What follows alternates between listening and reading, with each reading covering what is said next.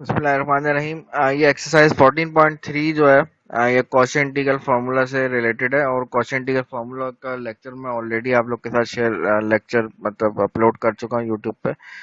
ये उसकी कुछ प्रॉब्लम्स हैं एक्सरसाइज की, मैं कुछ प्रॉब्लम्स इधर मैं सॉल्व करूंगा कॉशी इंटीग्रल फार्मूला की। कॉशी इंटीग्रल फार्मूला एक तरीके का कॉन्टूर इंटीग्रल सॉल्व करने की फैसिलिटी आपको फराहम करता है। इसमें कुछ कंडीशंस हैं, वो कंडीशंस आपको लेक्चर में डिटेल से मिल जाएंगी।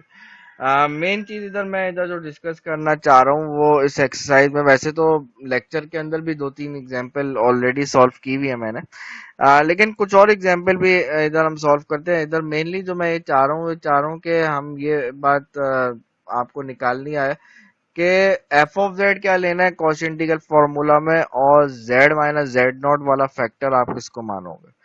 क्योंकि अगर आपके पास ये सामने कुछ सवाल लिखे हुए भी नजर आ रहे होंगे, मैं यहाँ पे अगर आपको पर्टिकुलरली बात करूं, जैसे फॉर एग्जांपल क्वेश्चन नंबर 11 से लेकर 14 तक अगर आप देखें, इसमें डिनोमिनेटर के अंदर एक से ज्यादा फैक्टर मौजूद है। अब मैं इसमें एफ ऑफ जेड में कौन सा फैक्टर लेके जाऊं, और जेड माइनस जेड नॉट वाला जो फॉर्मूले में फॉर्म आती है, वो फॉर्मूले में कौन सी फॉर्म लेके जाऊं, ये जो है जेड माइनस जेड नॉट को अलग किस कहाँ कब करना है, एफ ऑफ जेड में कब लेना है, ये चीज असल में डिस्कस करना चाह रहा हूँ। इसलिए मैं इसकी 2-4 एग्जाम्पल सॉल्व करूंगा, ज्यादा नहीं, दो दो चार से ज्यादा मैं सॉल्व नहीं करूंगा। तो सबसे पहले हम कर लेते हैं, आई थिंक क्वेश्चन नंबर 11 तो मैंने ऑलरेडी उसके अंदर सॉल्व किया हुआ है। मैं क्वेश्चन नंबर 13 की बात कर लेता हूँ। क्वेश्चन 13 हम इसका सॉल्व करते हैं। इसमें देखते हैं कि क्या करना है, किस तरह से करना है। अब पहले तो एक काम मैं ये करता हूँ कि क्वोशिएंट का फॉर्मूला जस्ट टू रिमाइंड हम इसको लिख लेते हैं पहले, फिर हम इसको क्वेश्चन को सॉल्व करते हैं। क्वोशिएंट फॉर्मूले की जो फॉर्म थी,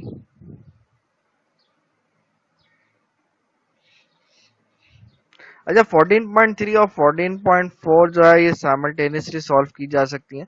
एक थोड़ा सा ही फर्क होता है दोनों में।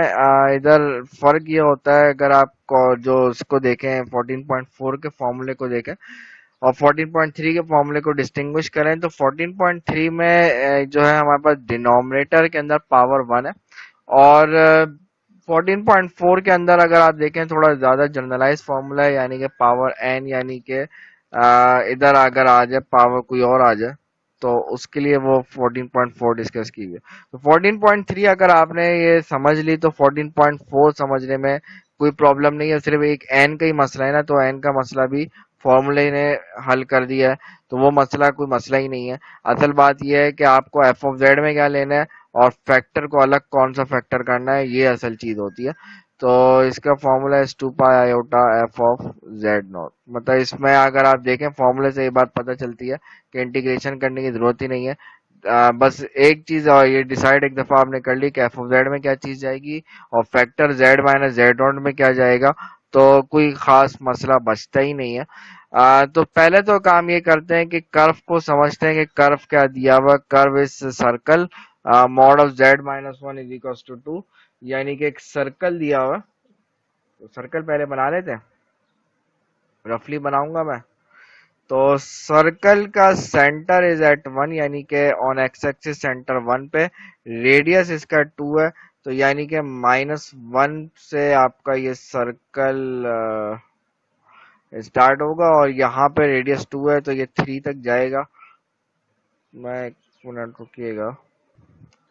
तो ये सर्कल है, इसका सेंटर इज एट 1 और 1 रेडियस इसका 2 है, तो ये यानी कि यहाँ पे -1 तक जाएगा, और रेडियस 2 राइट साइड पे 3 तक जाएगा।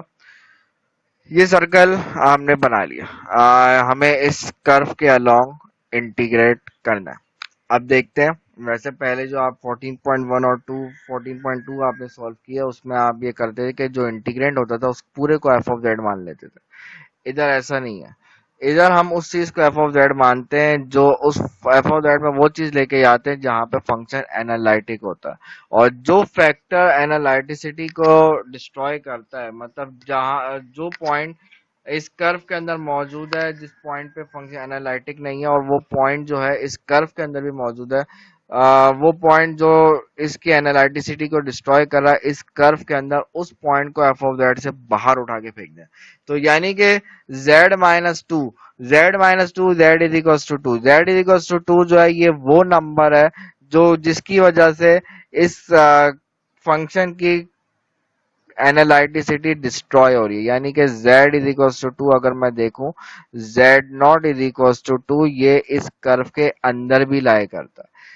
एनालिटिसिटी डिस्ट्रॉय भी हो और इस कर्व के अंदर भी लाई करे, उसको आप z नॉट का नाम दे दें, यानी कि उसको f ऑफ z का पार्ट बनाने की जरूरत ही नहीं है। यानी कि z minus z naught is in this case is z minus to. तो यानी कि ये डिनोमिनेटर वाला पूरा जो हमारे पास फैक्टर है ये z minus two, z minus z naught की फॉर्म में जाएगा, और यानी कि बाकी जो चीज बचेगी वो हमारा एफ ऑफ जेड हो जाएगा। यानी कि F of Z will be z plus two. तो according to Cauchy integral formula जो हमने इधर लिखा हुआ है, कॉशी इंटीग्रल फार्मूला, इस फार्मूले के अकॉर्डिंग ये integral z plus to, denominator में एफ ऑफ जेड लिखा हुआ है, सॉरी न्यूमरेटर में एफ ऑफ जेड लिखा हुआ है, डिनोमिनेटर में जेड माइनस जेड नॉट लिखा हुआ है। इस फॉर्मूले के अकॉर्डिंग ये हो जाएगा two pi iota f of z naught. What is f of z naught? F of z naught का मतलब है कि जो फंक्शन है उसमें जेड नॉट, ये एफ ऑफ जेड है, इसमें जेड नॉट की वैल्यू पुट कर दें, just put the value, get the answer. ये हो जाएगा z naught is two in this case and two plus two, यानी कि ये आपका आंसर है। बताइए, एक चीज आपने एक दफा डिसाइड कर ली ना कि एफ ऑफ जेड क्या है और जेड माइनस जेड डॉट में क्या जाएगा, तो इस क्वेश्चन के अंदर कोई मुश्किल काम नहीं है। Cost integral formula is very easy questions होते हैं इसके। एक क्वेश्चन हमने इसको सॉल्व किया। अब एक क्वेश्चन मैं आपको और बताता हूँ। क्वेश्चन नंबर 18 है। क्वेश्चन नंबर 18 में वैसे तो कर्व को इन्होंने वर्बली डिफाइन भी किया हुआ है, लेकिन मतलब थोड़ा सा इन्होंने शरीफ लोगों की तरह कर्व बना के भी दिखा दिया।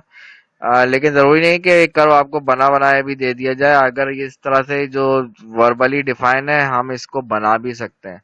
ये कह रहे दो स्क्वायर आपको दिए हुए, एक स्क्वायर का वर्टिसेस दिए हुए plus minus three comma plus minus three iota, और दूसरा स्क्वायर इस plus minus one comma plus minus iota. तो ये दो स्क्वायर बन रहे हैं। इन दो स्क्वायर्स के बिटवीन का जो पार्ट है date is including.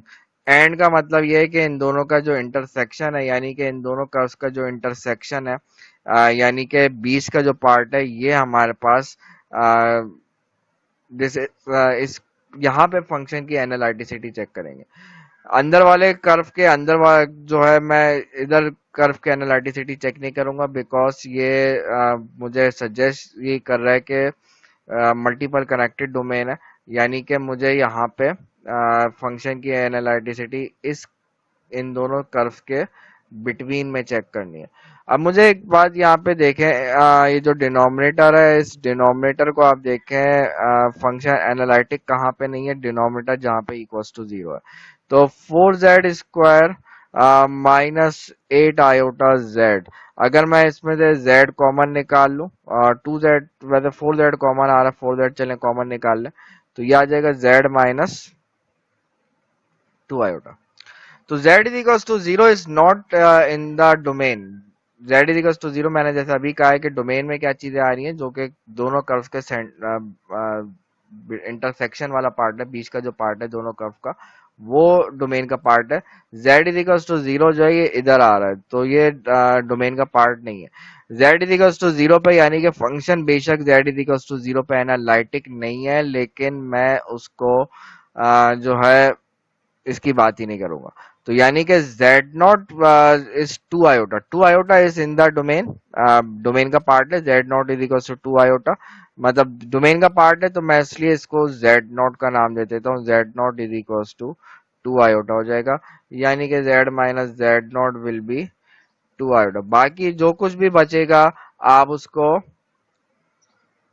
F of Z में लिख दीजिएगा। मतलब ये है कि मेरे पास लिखा हुआ साइन जेड, डिनोमिनेटर को अगर मैं सिंप्लीफाई करूं तो मेरे पास आ रहा है four Z into Z minus two iota. मैंने जैसा भी आपने कहा है कि z माइनस टू आयोटा जो डिनोमिनेटर में फैक्टर है जहां पे फंक्शन की एनालिटिसिटी डिस्ट्रॉय होती है और वो डोमेन का भी पार्ट हो वो पॉइंट, उसको एफ ऑफ जेड का पार्ट नहीं बनाते, बाकी जो कुछ बचता है उसको हम एफ ऑफ जेड मान लेते हैं।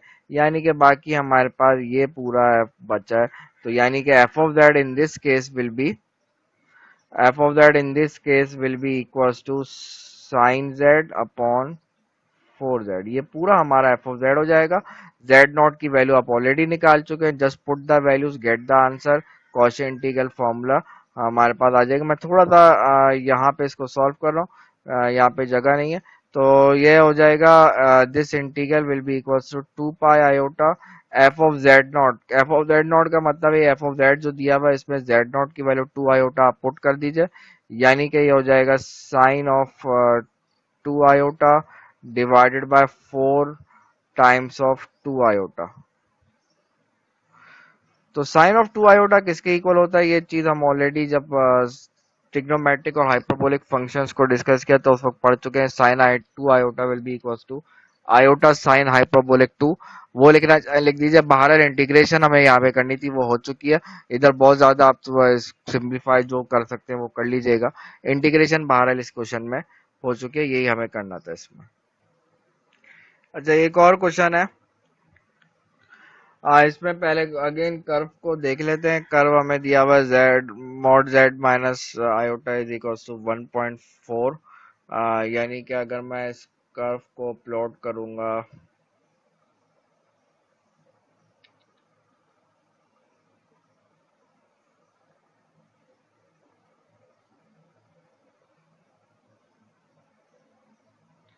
इस कर्व का सेंटर इज एट आयोटा और ये आपका सर्कल का जो सेंटर है ये आयोटा के ऊपर है और 1.4 इसका रेडियस है। तो इसलिए ऑब्वियसली ये थोड़ा नीचे इधर तक जाएगा, यानी कि ये वाला पॉइंट अगर मैं आपसे पूछूं तो आप कहेंगे ये वाला पॉइंट विल बी मतलब ये यहाँ तक तो 1 हो गया, नीचे तक जाएगा तो ये -0.4 आयोटा हो जाएगा। और ये आपका अगर मैं इसके ऊपर जाऊं तो ये 2.4 आयोटा हो जाएगा। ठीक है, तो ये हमारे पास सर्कल दिया हुआ है, कर्व दिया हुआ। अब मैं ये देखता हूँ कि ये सर्कल, ये जो फंक्शन है ये हमारे पास इंटीग्रेंट जो एनालिटिक कहाँ पे नहीं है, ऑब्वियसली जहाँ पे डिनोमिनेटर जीरो है वहां पे एनालिटिक नहीं होगा। तो डिनोमिनेटर में लिखा हुआ है मेरे पास के ln z plus one divided by, अब देखें जेड स्क्वायर प्लस वन लिखा है, इसको मैं फैक्टराइज करके लिख सकता हूँ जेड प्लस आयोटा इंटू,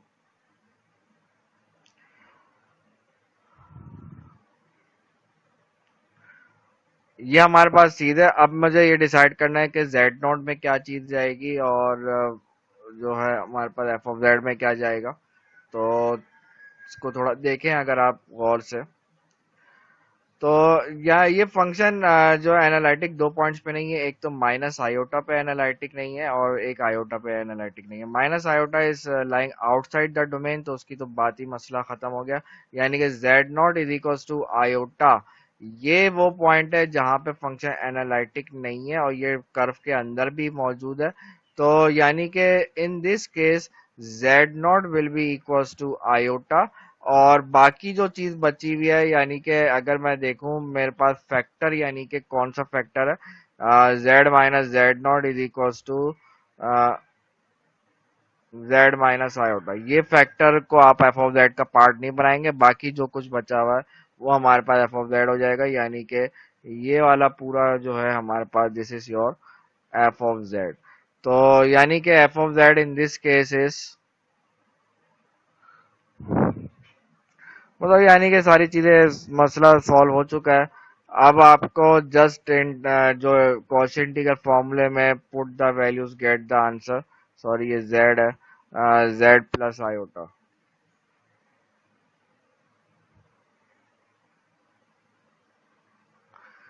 तो यानी कि कॉशी इंटीग्रल फॉर्मूले के अकॉर्डिंग ये हो जाएगा 2 pi iota into F of z not, यानी कि ln of z not, in this case हमने z नॉट कहा है कि z naught is iota ln z plus, sorry z कहाँ से आ गया, z नॉट इज आयोटा, तो ये आ गया आयोटा प्लस वन, और डिवाइडेड बाय z की जगह पे अगेन आयोटा रखा तो ये हो जाएगा टू आयोटा, तो टू आयोटा और ये कैंसिल हो जाएगा।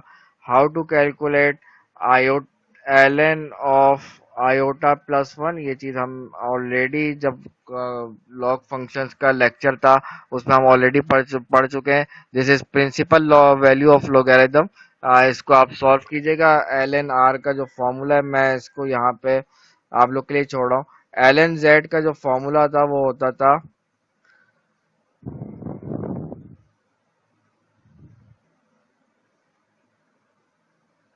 तो ये निकालेगा, चले निकाल लेते हैं। ln r r निकालेंगे तो that will be equals to under root two, और प्रिंसिपल आर्ग्यूमेंट ऑफ z अगर आप निकालेंगे तो that will be equals to pi by four. और बस सब कुछ आ चुका है इसमें, आप जस्ट वैल्यूज मजीद आप इसको सॉल्व करें तो ये हो जाएगा इज इक्वल्स टू, सॉरी इसको अगर इक्वेशन नंबर वन का नाम दे दूं तो इक्वेशन नंबर वन में वैल्यूज अगर मैं पुट कर दूं, integral of c is equals to this thing, ln r will be equals to ln root two plus iota pi by four, और एक पाई पहले से बाहर मौजूद है तो उसको भी मैं यहाँ पे लिख दिया। ये बस इसको मजीद आप पॉइंट्स में सॉल्व करना चाहें वैल्यूज पुट करके, इसको पॉइंट्स में वैल्यू निकालना चाहे निकाल लीजिएगा। ये क्वेश्चन 12 सॉल्व हो चुका है, इंटीग्रेशन हमें करनी थी, 3 क्वेश्चन मैंने इसके करवा दिए आपको। बिल्कुल ये जो मैंने 14.3 के सवाल कराए बिल्कुल सेम इसी तरह से 14.4 के सवाल है। मतलब आपको एफ ऑफ जेड और जेड माइनस जेड नॉट का जो फैक्टर है वो वाला अलग, जेड नॉट उसमें आपने अगर एक दफा डिसाइड कर लिया what is Z not and what is f of Z, तो मतलब क्वेश्चन का मसला हल हो जाता है। तो ये चीज आपने इधर अगर सीख ली 14.3 में तो 14.4 आप लोग खुद सॉल्व कर सकते हैं। उधर बस एक डिफरेंस ये आता है कि उधर डिनोमिनेटर में जो फैक्टर होता है उसकी होल पावर n होती है, तो वो राइट साइड पे अगर फॉर्मूला देखे ना, फॉर्मूले की राइट साइड पे n के फैक्टोरियल यूज हो रहा होता है, तो वो तो मसला ही नहीं है कोई उसमें, वो आप खुद ही कोशिश कीजिएगा, नहीं हो तो बताइएगा। बहरहाल मैं इस टॉपिक को इस एक्सरसाइज को मैं यहीं पे आज की लेक्चर को यहीं पे स्टॉप कर रहा हूँ।